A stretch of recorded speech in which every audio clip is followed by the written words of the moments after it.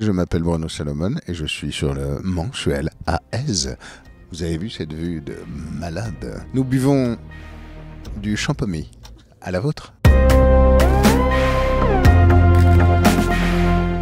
Je suis venu en 96 à Aise. Sur la place, il y avait un festival et ils avaient mis un petit chapiteau et on faisait les sketchs des Nous c'est nous à l'époque. Et on avait fait la chanson Nous c'est nous avec Eric Collado. Mon Eric, mon coco, avec Eric Massot, Manuel Joucla et un mec qui marche pas très bien qui s'appelle Jean du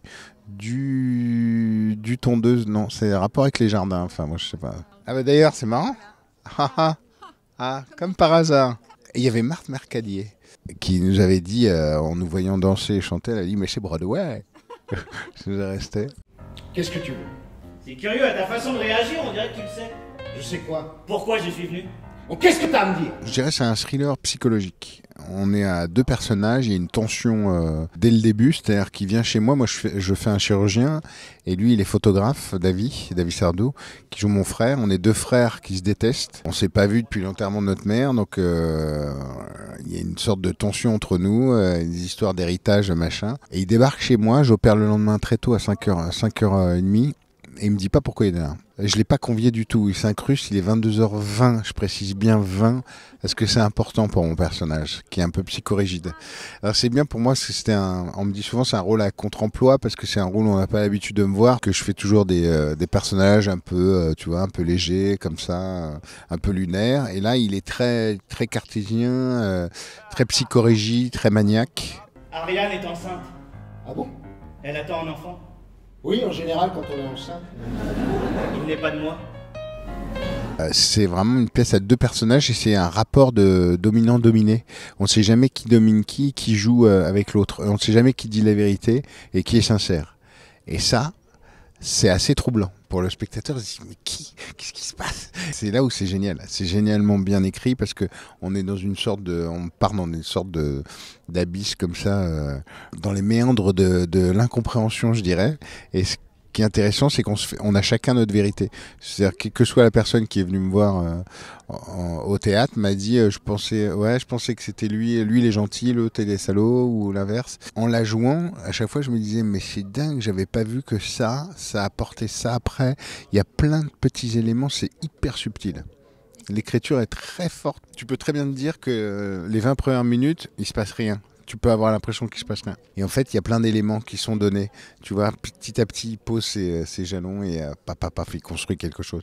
On essaye de faire oublier l'écriture parce que c'est très écrit. Et l'idée, c'est d'essayer d'être dans un réalisme pur pour que les gens passent... C'est très court, ça dure 1h10. Pour que les gens passent un moment où basculer de l'un à l'autre, c'est un match de tennis, quoi. Je veux le garder et qu'on divorce. Et merde. Pourquoi tu dis merde? Parce que c'est emmerdant pour toi. Mais t'as dit merde comme si c'était emmerdant pour toi. J'ai plus envie de jouer avec les autres. Le one c'est bien, mais t'es que toi face à toi. En plus mon dernier one c'était en plein Covid, donc il est mort dans l'œuf. J'ai même pas eu le temps de faire la tournée, tout a été annulé à cause du Covid, donc c'était un peu bizarre comme sensation. Et quand t'es seul à vivre ça, que ce soit les bons moments ou les mauvais moments, t'es seul et puis finalement tu partages rien. Là j'ai envie de partager des moments. Après peut-être que je reviendrai au one, mais voilà. Enfin je trouve que j'aime bien raconter des histoires, quelles qu'elles soient, tu vois. Après, ça peut être à 2, à 5, à 12. C'est en fonction de l'histoire, en fait. En fonction de ce qui se passe. Et moi, j'ai lu cette pièce. Je me suis dit, tiens, c'est bizarre. Je l'ai relue une deuxième fois. Je l'ai fait lire à droite, à gauche. J'ai demandé à mon agent. Et puis, je me suis dit, tiens, j'y vais. Et je sentais qu'il fallait que j'y aille. Tu ne me poses pas la question. Qui est ce type? Qui c'est? J'ai pas été plus jaloux que n'importe quel aîné. Ah oui? Qui disait à maman, tiens, on a qu'à le laisser dans la poussette dans le bus, on pourrait le donner? C'est comme un collègue de travail. T'es tout le temps avec lui. Enfin, je veux dire, dans tous les cas, vaut mieux bien s'entendre. L'avantage, c'est quand on joue, nous, on se déteste sur scène. Donc, en fait, nous, c'est l'inverse. Comme on s'entendait trop bien dans la vie, le metteur en scène il nous engueulait parce qu'il disait, faut pas qu'on voit votre complicité. Dès qu'on a l'œil qui frit, c'est mort. La pièce, elle est morte. Donc, il faut qu'on soit tout le temps en tension. On a eu des petits problèmes techniques quand on était à Avignon, extinction des feux, coupure de courant, etc. Donc on a improvisé. Mais moi, mon personnage, il peut pas du tout se permettre trop de folie, quoi. Tu peux m'ouvrir? T'ouvrir? Je me me sens pas très bien. Tu es une merde, dis-le. Tu es une merde. Moi j'adore découvrir, j'adore de nouvelles personnes, à chaque fois ça m'enrichit. Et m'enrichit, c'est pas un jeu de mots. Mais c'est vrai que ça me nourrit à chaque fois, ça me fait grandir.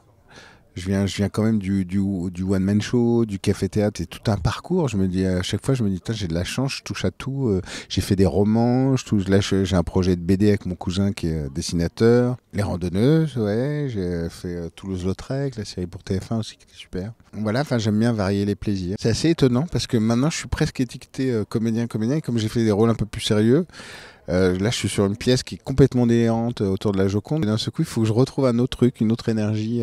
À chaque fois, c'est différent, mais tout me sert, quoi. Tout ce que je vis, ça me sert. Ça m'enrichit, ouais. On y revient toujours, hein, m'enrichit.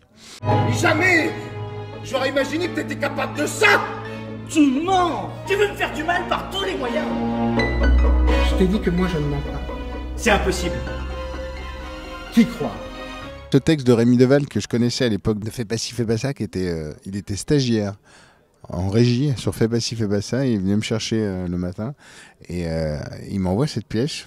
Il me dit tiens, le thème il est original, la Joconde, ça n'a pas été traité au théâtre, je crois pas. Écoute, là il a fait un truc autour de la création de la Joconde.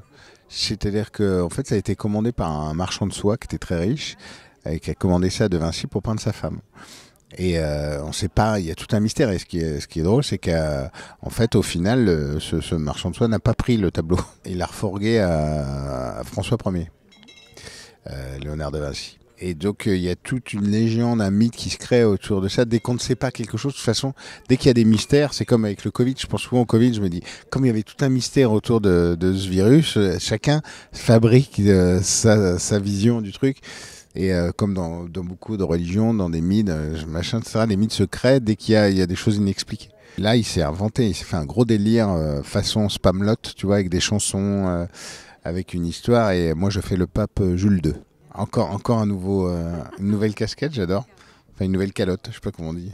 On est 4 sur scène. Il y a Benjamin Gauthier, Arnaud de sa mère, Rémi Deval et moi. Et c'est encore autre chose. On est encore dans un autre délire. Là, et en plus, on chante et on danse. Ah bah là, je peux te dire que ça rigole pas.